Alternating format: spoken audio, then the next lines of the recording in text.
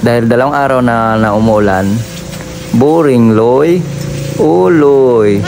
Dahil boring mga idol, siyempre nagpunta tayo dito sa karwasan. Siyempre dalhin natin to ating GL. Siyempre paano to makarwasan kung hindi natin dalhin dito.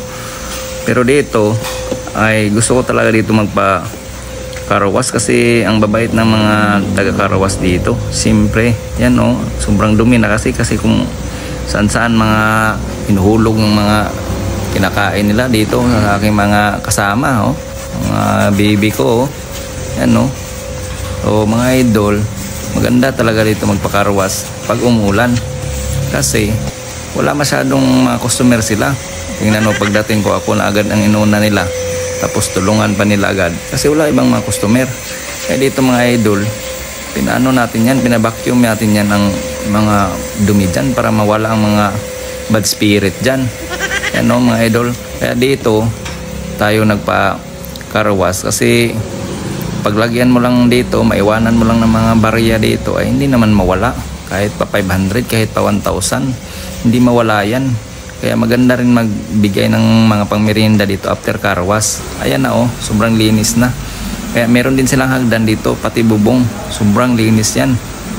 Yan yung van natin idol na mga sakayan ng motor nung nagbili tayo ng Winner X. Kaya yan idol, inaayos talaga nila dahil dito pag dito kayo nagpakarwas. Siyempre, yung iba gusto magpakarwas pag mainit lang. Kasi pag ulan, madudumihan lang din. Kung wala namang ulan, hindi naman yan malinis agad. Madudumihan din naman yan. Pero dito idol, yan o, napakabilis lang nila. Pinagtulungan nila agad yung ating van. Ayan o. So mga idol, kung gusto nyo magpalinis, kung malapit lang kayo dito sa Silang, punta lang kayo dito sa karawasan na to. Along the highway lang to.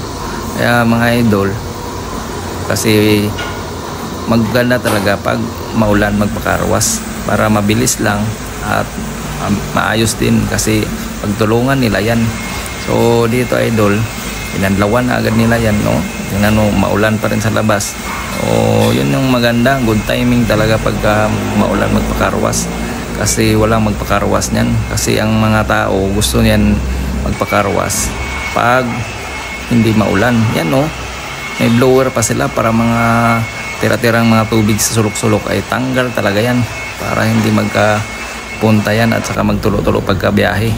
Hindi naman ma-perfect yan pero ayan, tapos na ako dyan mga idol. Yan no. So, yan yung ating pogi na van. Yan. So, mga idol, hindi natin yan ni-lowered kasi ayokong sumayad-sayad yan sa ilalim. Ayan. So, mga idol, yun lang ginagawa natin kasi boring tayo. Kaya bago kami umuwi dyan, idol, syempre, nagdaan kami muna dito sa gasol kasi wala na palang gasol. So, 3 yung gasol sa aming bahay, mga idol, para hindi agad maubos. Ayan o. 3, yung isa dyan magaan, so mas mahal yan konti pero magaan ang buhat pero parehas lang yung laman. So mga idol, kung gusto nyo ang hindi agad maubos ang mga gasol ninyo, 3 nyo siyempre para yan o, magaan yan. So ito mga idol, magaan lang yung isa na yun. So dito mga idol, 3 yung gasol natin para hindi agad maubos. Yan o. Mga idol, so yun lang mga ginagawa namin kasi boring man kami kasi bago lang natapos ang bagyo. So yun lang mga idol.